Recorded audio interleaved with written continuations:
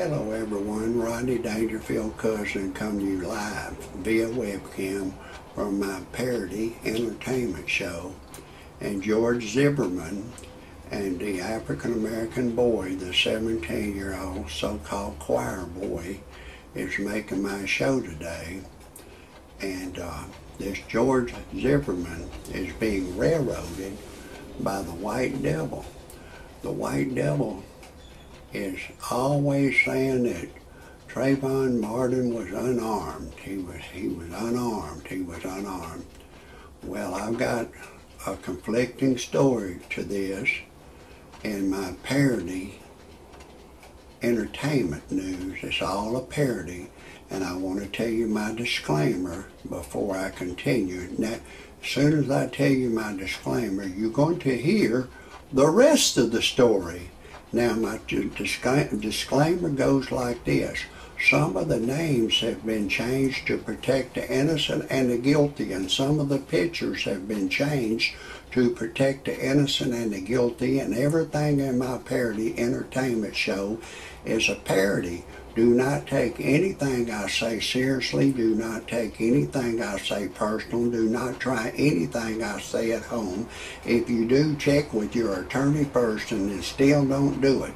I am a professional. No amateur should ever try anything I say, and everything in my parody entertainment show is science fiction. It's all make-believe, and everything I say cannot be verified. Now, if for some reason you disagree with my disclaimer right now, it's a time to get your happy ass off my channel immediately. I don't want you to hear a thing I gotta say. Now listen, I've done some research on this subject, and this Trayvon Martin, they're saying he was a boy. He's just a child. He was 17 years old. They're saying that he just weighed 150 pounds, and no way he could whoop a 28-year-old man. That's not the way black people in the ghetto think. They don't think that way, and chances are, I would bet on Trayvon. He's 6'2", and I'd bet on him with one hand tied behind his back against George Zimmerman. Just one hand tied behind his back. He's running, bouncing, punching the racist white man. And I've done some research, and I advise George Zimmerman to open up another website on the internet that says if anybody has any evidence that Trayvon Martin was selling stolen gold, stolen jewelry, fences, stolen stuff, smoking weed, having burglary tools, being expelled from school, being homosexual. I've seen a man kissing him. I think he's homosexual. He wasn't a choir boy. He was a queer boy. And the news is always saying that Trayvon was unarmed. He was unarmed. And I advise George Zimmerman to get his attorney to subpoena his girlfriend for a deposition, his mother, daddy, all the people that know him, and ask them, was he fencing stolen merchandise? Put them all in different rooms. They're all going to lie to cover up. There's a cult.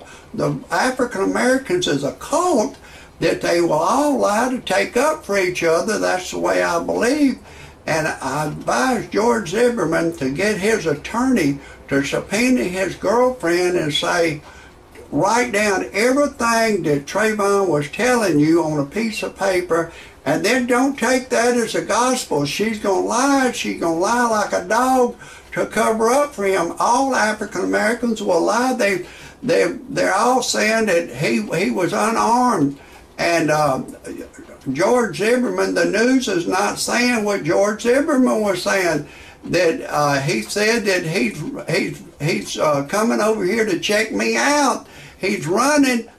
They've edited the news.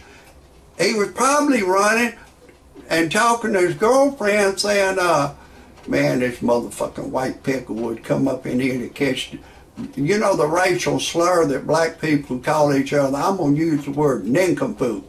Motherfucking white man coming up in here to catch the nincompoop. The nincompoop. The motherfucking nincompoop. The nincompoop. I'm gonna fuck this motherfucking white man up. I'm a gang member. I'm gonna fuck this motherfucking white man up. Fuck the white man. I hate every iota of a white man. I'm gonna steal the white man's gold, steal the white man's money. I'm gonna dope the white man's bitches. I'm gonna fuck the white man's bitches. Fuck the white man. I hate every iota. I'm gonna fucking fuck this motherfucking white ass picklewood up. And, of course, I think he run over there to fuck up George Zimmerman. But unfortunately, in all forms of fights, Mike Tyson fought a man that was like 18 or 21 to odds against him, and the guy knocked out Mike Tyson. He was the first black man to knock out Mike Tyson. Mike Tyson crawling around looking for his mouthpiece. And, you know, so, and Muhammad Ali, the greatest boxers of all in the world, they'll end up getting beat. Muhammad Ali, Larry Holmes, Mike Tyson, they all got Joe Frazier, Jack Johnson, go all the way back through history. Sugar Ray Leonard, Pernell Whitaker, Roy Jones, Lights Out, Tony, and they're all the greatest boxers in the world. Pee Wee, you know, all the greatest boxers have been beat. The greatest ones in the world. The Pantsmanian Devil, he was beat. They've all been beat. And I think it was about 20 years ago, a white man had his so-called girlfriend walking down the street, and she looking real good. Some men come up and flirt with her, and he run up and whoop them, kick them. He was a kickboxer. And then he had her walking down the street. Another couple of men walked up to her. He run over and started kicking them, and one of them pulled a knife and stabbed him. But he was sent to the penitentiary, and he stayed in the penitentiary like about 10 years.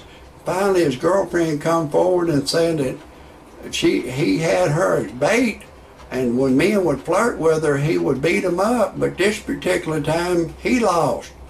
And they released the man out of the penitentiary. Anytime, you know, you're fighting somebody, and I think this Trayvon wanted to fuck up this white man. He didn't know the white man had a pistol. If he wouldn't have had a pistol, I would bet on the Trayvon Martin. And I think George Zimmerman's attorney needs George Zimmerman, you need to run an ad in the newspaper. Chances are Trayvon Martin, you know, he was a reject. He was smoking.